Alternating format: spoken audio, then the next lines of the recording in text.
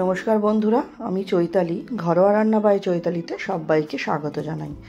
আজকে আমি সেদ্ধ আলু এবং পাউরুটি দিয়ে বানিয়ে ফেলবো দুর্দান্ত স্বাদের একটি টিফিন বা নাস্তা রেসিপি, যেটা ছোট থেকে বড় সবাই ভীষণই পছন্দ করবে এবং মাত্র 10 থেকে 15 মিনিটের মধ্যেই চটজলদি রেডি হয়ে যায়। রেসিপিটা খেতে যতটাই দুর্দান্ত ততটাই কিন্তু বানানো ভীষণ সহজ। চলুন তাহলে শুরু করি। এই রেসিপিটা তৈরি করার জন্য আমি এখানে সেদ্ধ আলু নিয়েছি আর পাউরুটি নিয়েছি। আপনারা যেরকম পরিমাণে এটা বানাবেন সেরকম আলু নেবেন। আমি যেমন এটা 6 পিস বানিয়েছিলাম, তার জন্য আমি 5খানা আলু সেদ্ধ করেছি, 6 পিস পাউরুটি করেছিলাম। আর এখানে আমি একটা পেঁয়াজ, একটা টমেটো দিয়েছি, 2টো কাঁচা লঙ্কা দিয়েছি আর অল্প ধনেপাতা দিয়েছি। প্রথমেই আমি কি করব, সেদ্ধ তো আমার আলুগুলো সেদ্ধ করা হয়েই গেছে, সরিয়ে রেখে আমি একটা যে পেঁয়াজ নিয়েছি সেটা আমি খুব ছোট ছোট করে কুচি কুচি করে কেটে নেব।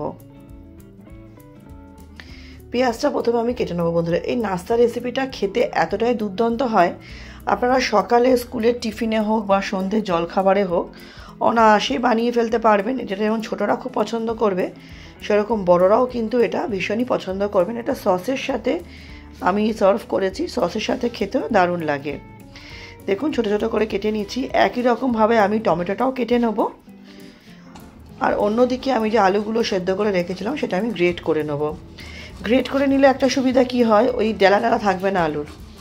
নাহলে আলু ডালা থাকে, আপনারা স্ম্যাশার যদি ঘরে থাকে স্ম্যাশার দিয়েও স্ম্যাশ করতে পারেন, বা এমনি প্লেন হাত দিয়েও করতে পারেন। গ্রেটারে গ্রেট করলে কি একদম মিহি হয়ে যায় সব।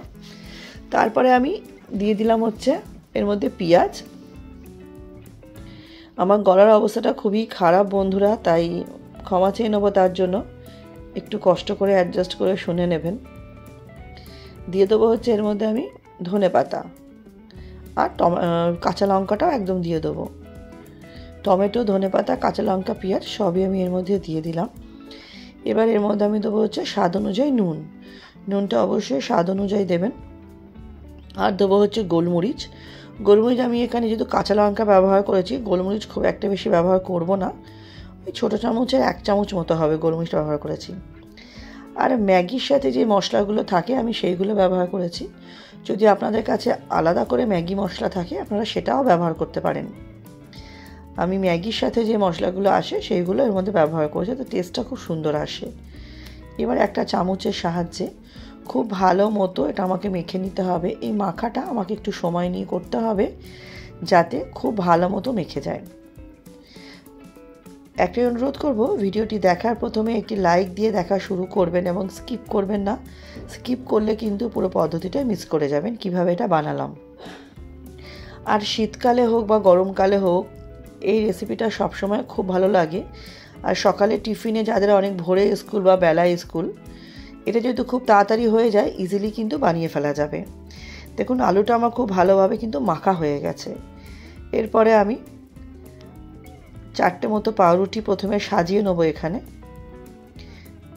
প্লেটটা সরিয়ে রাখছি অসুবিধা হচ্ছে বলে। 4টে মতো পাউরুটি আমি এখানে সাজিয়ে নেব। তারপর চামচের সাহায্যে আমি আলুর যে পুরটা করেছি সেটাকে আমি খুব ভালো মতো পাউরুটির দিকে লাগাবো। এটা হচ্ছে পাউরুটির একটা সাইডেই লাগবে। আর এমনি স্যান্ডউইচ যেমন একটা পাউরুটি ভেতরে পুর লাগিয়ে ওপরে আরেকটা পাউরুটি দেয়, এটা এরকম হবে না, সিঙ্গেল পাউরুটিতেই এটা হবে। এরকমভাবে আমি পাশের পাউরুটির মধ্যেও লাগিয়ে নেব। পাউরুটিতে লক্ষ্য রাখতে হবে যেন প্রতিটা কোণায় যেন খুব ভালো মতো পুরটা আমার লেগে যায়। তারপরে একটা ফ্রাইং প্যানের মধ্যে আমি বাটার দিয়ে প্রথমে আমি যেই দিকটা আলু লেগে আছে সেই দিকটা ভাজবো, তারপরে উল্টে যেই দিকটা আমার ফাঁকা আছে আমি সেই দিকটা ভাজবো। এটা প্রথম ব্যাচের পাউরুটিটা আমার খুব ভালোভাবেই 2টো পিঠ ভাজা হয়ে গেছে। এবার তুলে রেখে আমি আপনাকে এর পরে 2টো কী করে ভাজলাম সেটাও অবশ্যই দেখাবো। বাটারটা চামচের সাহায্যে পুরো ফ্রাইং প্যানের মধ্যে এরমভাবে আমাকে মাখিয়ে নিতে হবে যাতে এপিট ওপিট দুবারই যেন ভাজতে পারি, যাতে দ্বিতীয়বার বাটার না লাগে। এরম করে আলুর পোর্শনটা আমি ফার্স্টে দিয়ে দেবো। দিয়ে আলুর পোর্শনটা কিছুক্ষণ ভাজা হয়ে গেলে তারপরে উল্টে যে ব্ল্যাঙ্ক পোর্শনটা আছে ওটাও আমি ভেজে নেব। এরম বাটারটা খুন্তির সাহায্যে আপনারা লাগিয়ে দিতেই পারেন। এরকমভাবে আমি এপিট ওপিট দুপিট ভেজে নিলেই এটা কিন্তু আমার রেডি হয়ে যাবে বন্ধুরা। খেতে যতটা সুন্দর হয়েছিল, এটা কিন্তু বানানোও সহজ। আমার চ্যানেলে যারা আজকে নতুন ভিডিওটি প্রথম দেখছেন, রেসিপিটি ভালো লাগলে চ্যানেলটি সাবস্ক্রাইব করে পাশে থাকা অনুরোধ রইল। পাশে থাকা বেল আইকনটি প্রেস করে অল নোটিফিকেশানটা অন করে নেবেন, যাতে নতুন নতুন রেসিপির নোটিফিকেশান সবার আগেই আপনাদের কাছে পৌঁছে যায়। এবং রেসিপিটি কেমন লাগলো অবশ্যই সুন্দর সুন্দর কমেন্টের মাধ্যমে জানাবেন। ভালো লাগলে পরিবার বন্ধুর সাথে শেয়ার করবেন। এটা যখন ভাজবেন তখন ফ্লেমটা লো টু মিডিয়াম রাখবেন।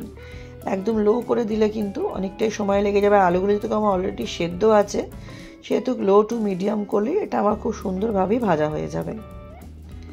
দেখুন এপিট ওপিট দুপিটি আমাকে ভালো মতো ভেজে নিতে হবে।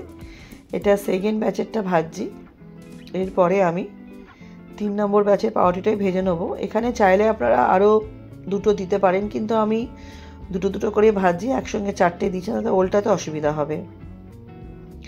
আমি আরেকবার ঘি লাগিয়ে আরেকটা ব্যাচ পাউরুটি আমি ভেজে নিচ্ছি। টোটাল 6টা পাউরুটি করবো, তো এটা লাস্ট ব্যাচ।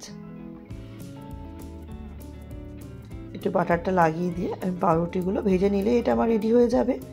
তারপরে গরম গরম পরিবেশন করব। দেখুন আমার 6টা পাউরুটি রেডি হয়ে গেছে। আমি এটা প্লেটের মধ্যে পরিবেশন করে নিচ্ছি।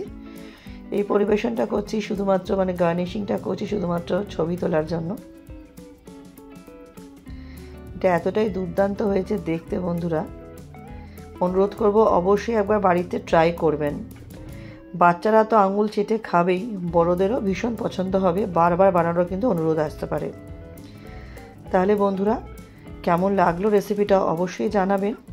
আমার সাথে রেসিপিটি শেষ অবধি দেখার জন্য আপনাদের সকলকে অনেক ধন্যবাদ।